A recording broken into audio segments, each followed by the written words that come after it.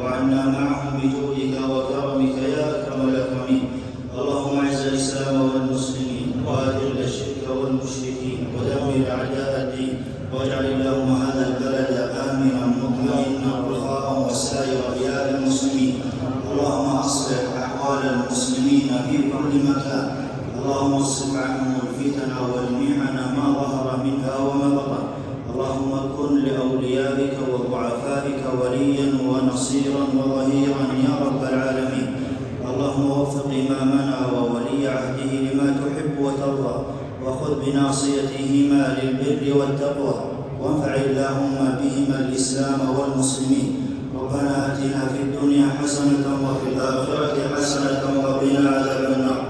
اللهم أنت الله لا إله إلا أنت الغني ونحن الفقراء، أنزل علينا الغيث ولا تجعلنا من القانطين. اللهم أغثنا اللهم أغثنا اللهم أغثنا. ربنا ظلمنا أنفسنا وإن لم تغفر لنا وترحمنا لنكونن من الخاسرين. عباد الله، إن الله يأمر بالعدل والإحسان وإيتاء ذي القربى وينهى عن الفحشاء والمنكر والبغي يعظكم لعلكم تذكرون. فاذكروا الله العظيم الجليل يذكركم واشكروه على آلائه ونعمه يزدكم ولذكر الله أكبر والله يعلم ما تصنعون. وسلم رأى إبراهيم عليه السلام في السماء السابعة، فقال جبريل عليه السلام: هذا أبوك فسلم عليه. قال: فسلمت عليه فرد السلام. قال: مرحبا بالابن الصالح والنبي الصالح. رواه البخاري. وسأل ربه أن يريه كيف يحيي الموتى ليترقى إلى عين اليقين بالمشاهدة، فأراه الله ذلك، بل أراه الله ملكوت السماوات والأرض. قال تعالى: وكذلك نري إبراهيم ملكوت السماوات والأرض. قال ابن كثير رحمه الله: أي نبين له وجه الدلالة في نظره إلى خلقهما على وحدانية الله.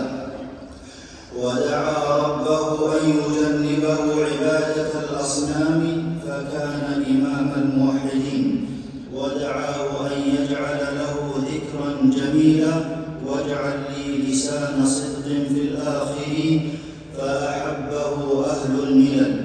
قال ابن القيم رحمه الله: جميع أهل الملل متفقة على تعظيمه وتوليه ومحبته. وكان خير بنيه سيد ولد آدم محمد صلى الله عليه وسلم، يجله ويعظمه ويبجله ويحترمه. وكما دعا للقريب دعا لعموم المؤمنين بالمغفرة يوم يقوم الحساب. ومع عبادته عليه السلام ودعوته للناس كان مهتما بصلاح أبنائه، فنشأهم على التوحيد وإقام الصلاة، وكان يدعو لهم: ربنا واجعلنا مسلمين لك ومن ذريتنا أمة مسلمة لك، رب اجعلني مقيم الصلاة